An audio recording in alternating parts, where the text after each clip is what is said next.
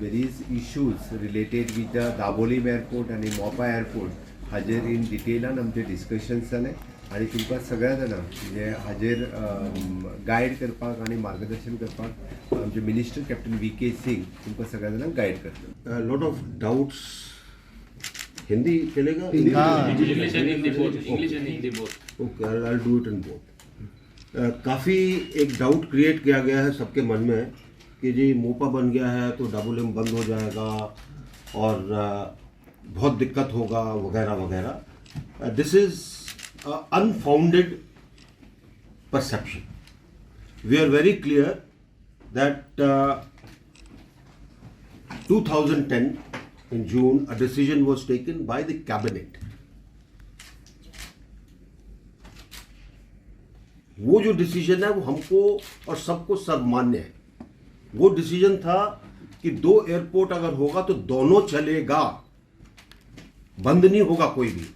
एक AI के नीचे है जो डाबोलिम में है, एक GMR ने जो नया बनाया है वो वहाँ पर है. और इस चीज़ को मैं चाहूँगा कि आप सब लोग इसको लोगों को बताएं. दोनों एयरपोर्ट चलेगा, कोई बंद नहीं होगा. जो नया एयरपोर्ट बना है उसके लिए हम कनेक्टिविटी और देंगे. We will provide more connectivity. अगर आज की तारीख में डाबोलिम पर 20 सिटीज कनेक्टेड है और जो 20 सिटीज के साथ जो कनेक्शन होगा, जो डाबोलिम में जगह नहीं है वो जाएगा मोपा में. तो कोई डाबोलिम के ऊपर फर्क नहीं पड़ने वाला, क्योंकि डाबोलिम भी हमको उसी तरीके से रखना है जैसा अब रखते आए, उसको भी बढ़ाना है.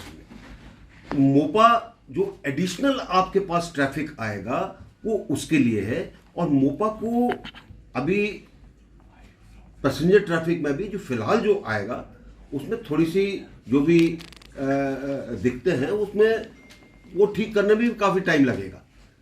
तो बहुत unequivocally I would like to tell you, both airports are going to function.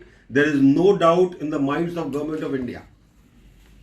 So please tell people not to get carried away by rumors, not to get carried away by perception. Both will function and Dabolim will function as it is functioning today. Traffic that takes place will take place because of space constraints, because of timing constraints onto Mopa.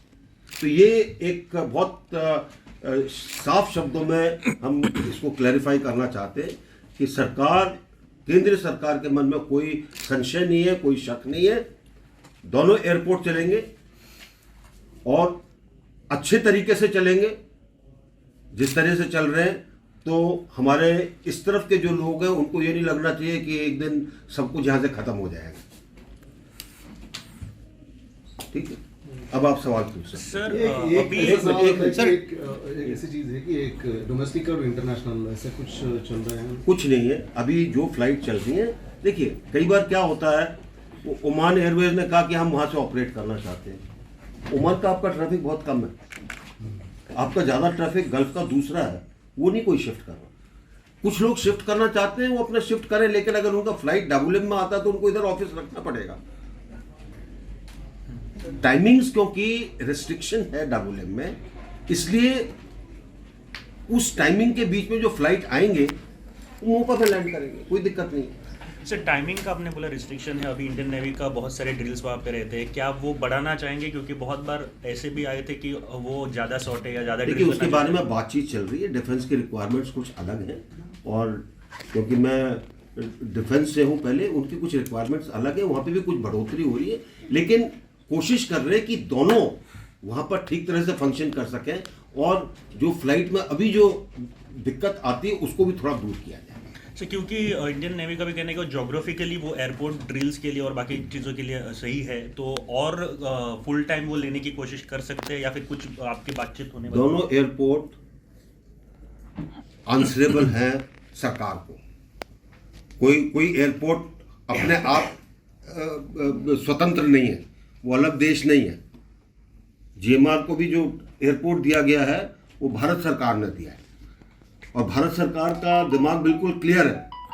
दोनों airport चलेंगे और दोनों airport के ऊपर traffic management इस तरह से किया जाएगा कि किसी को कोई नुकसान ना हो.